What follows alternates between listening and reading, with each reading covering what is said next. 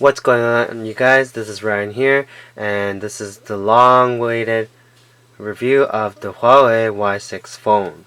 Let's get to it. So this is the box, and this is the Y6 phone. This is the Y version of the Huawei Y6.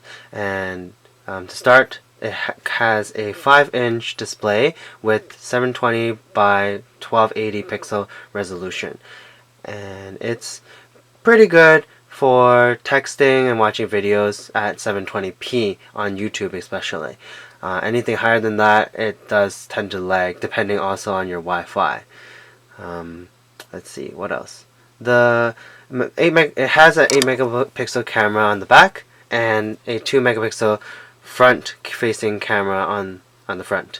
And it also has a variety of special effects when you take photos. For example, there's like a beauty mode, and let me see if I can just make the brightness a bit brighter for you so you guys can see. Well, okay, so there's Wi-Fi, Bluetooth settings, auto rotate, vibration, screenshot. For screenshots, you would press the screenshot itself, and then there's mobile data and so on, airplane mode, 4G. You can also edit. There's also something called ultra battery mode. What that does is basically it saves you ultra battery. It puts it in ultra battery mode, saving mode, and it leaves you with the essentials. Basically, your dialer, messaging, contacts, and that's it. Not even your Wi-Fi or anything. It's just the basic things, and it helps you save battery by a lot. If, for example, your battery is running low, this could come in handy. Let's see what else. So the camera, once again, it has like beauty mode, which you can actually change it, and like you can like just adjust to make it look like blemishes and stuff can be cleared, and you can adjust it. You just swipe, there's photo, video, and there's time lapse. The video is pretty good quality, I think, for a phone like this, and at its price, it's pretty cheap. I got this from Fido for free on a 2-year contract, and yeah. So once again, it has a 5-inch display, and the battery has 2,200 milliamp hours, and that's enough for about a day and a half, depending on how much you use the phone. For me, that's actually quite enough battery to last me as long as I don't stay on the Wi-Fi and use Facebook or YouTube constantly. Then it's okay. It's actually manageable, and it will get me through the day and a half even if needed. So on to a little bit more of technical specifications. It runs an Android 5.1 Lollipop. You go to settings, and then you can go and hit where is it? Data accessibility, about the phone. Okay, so it has a EMUI 3.1, model number, and so on. Android version is 5.1. Lollipop. There you go. You can just keep doing that. That's the Lollipop. And the dimensions of the phone is 143.5 times 72.1 times 8.5 millimeters.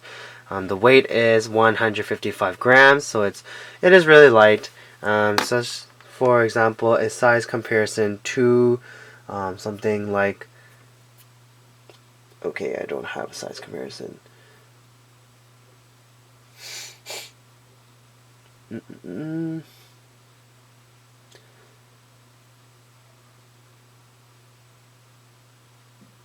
So the network and wireless connections, it does have LTE bands 2.4, 0.5, 0.7, 0.12, 17. It has LTE speeds up to 100 megabytes per second. And GSM, it supports 850/900/1800/1900 megahertz. And it also has a Bluetooth 4.0. SIM card type is actually a micro SIM. Now onto the back, you have your flash and your camera there. Plug-in is on the top, Nothing on the side, on the left side. It's on the right side. This is the power button, and then you have your volume rocker up and down on the right. One thing that I sort of haven't really been used to is that the buttons are on the right, whereas the volume rockers are usually on the left for the phones that I've had in the past. Another thing is that it has a striking similarity to the iPhone 6S. There are times when people outside of my home see this phone and the front of it and they think it's actually the iPhone 6, but really it is the Huawei, and it's much cheaper than the iPhone. Onto the back. The back lid is just a plastic. It feels okay, it's just plastic. I chose the white version because I really like white products. There's a battery for you, and here you have your micro SD card and your micro SIM that would go into it. And this is from Fido, so it is naturally a Fido SIM. It comes with, this phone comes with travel adapter and your USB data cable, which will charge your phone and transfer your files. Now the charger is a 5.0 volts to 1 amp. So it charges fairly quickly, about, well, depending on how much battery you use for the phone for the day. Takes approximately 6 hours for a full charge, like from 0 to 6 hours about to get a full charge. However, it does charge fairly quickly, and I haven't had any issues with it after using it for more than a month and a half now.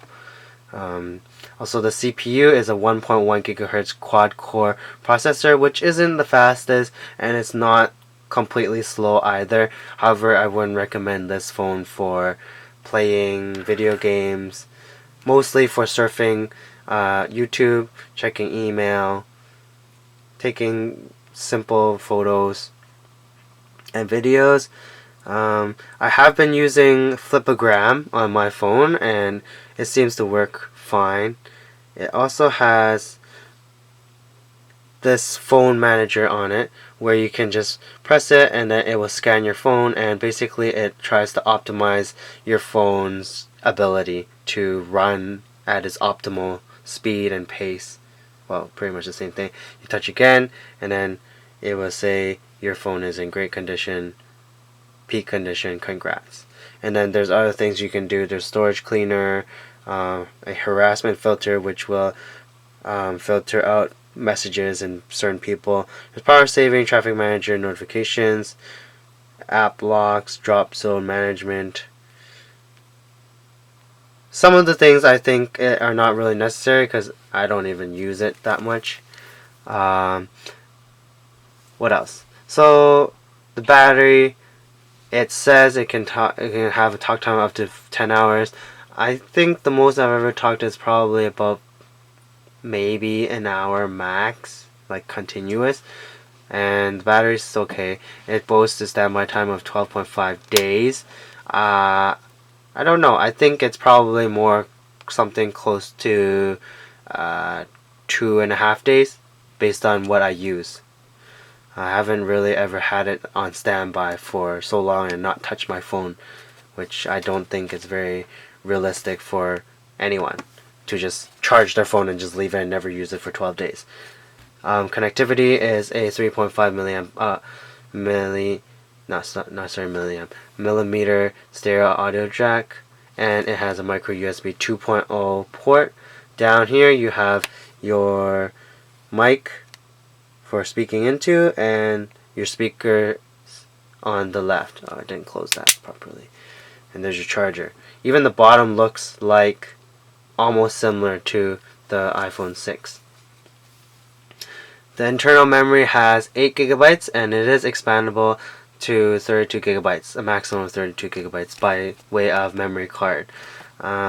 most of the phones, most of the phone's memory is already used, like the software already used about 5 gigabytes. So really you have about 3 gigabytes of apps and storage.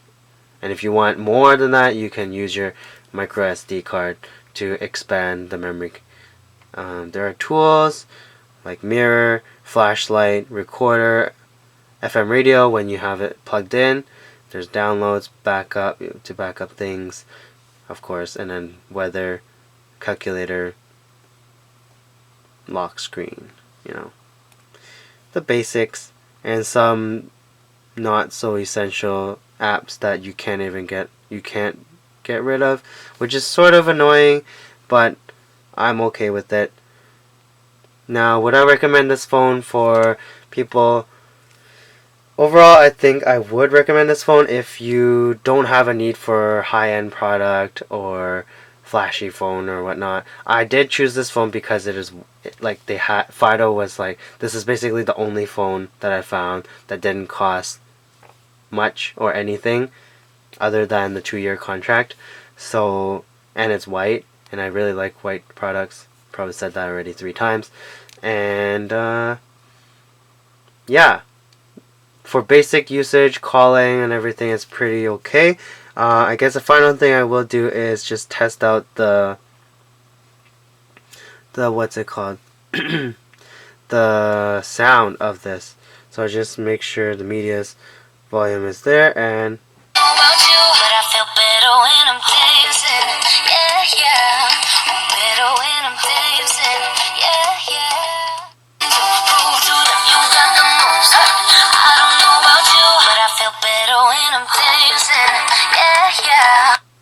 so yeah, that's the sound. It's pretty clear, and haven't had any issues with people on the other side of the phone hearing me.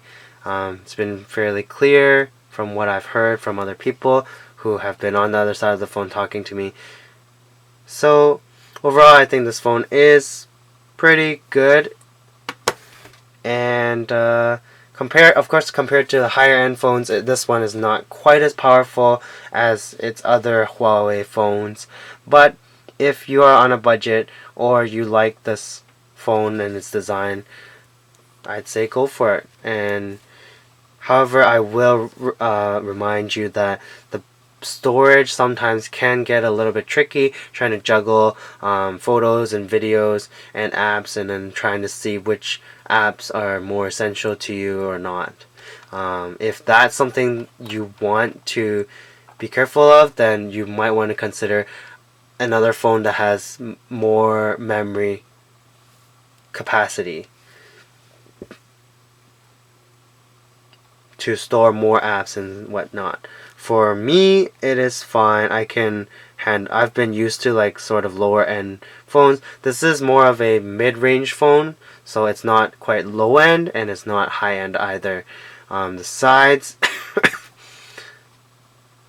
now I'll also say the sides are actually like a metallic color, but it is plastic, so it's not like aluminum, which is sort of a deceiving look, but it does give it a good look, and it feels okay. It doesn't feel like it's cheap or whatever. It doesn't feel like it's gonna break. I've dropped this phone like twice already on the phone. Once at a gas station on concrete, and then another time I don't even remember.